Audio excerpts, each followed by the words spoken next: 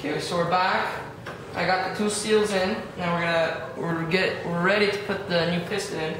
And before that, because all the brake fluid came out, to clean it and actually put the seals in, get some brake fluid.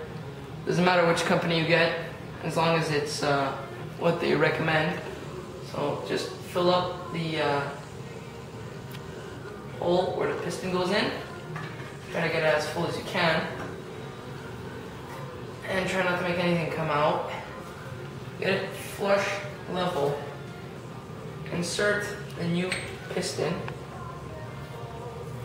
so that you can get it in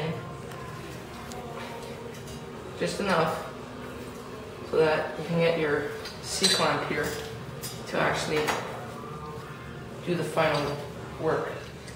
So I'm going to unscrew this, get this guy on.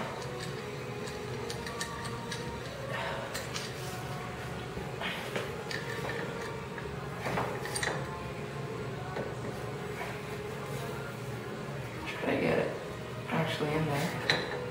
Try this way. I gotta do a lot of screwing. And you make sure that your piston won't fall out like mine just did.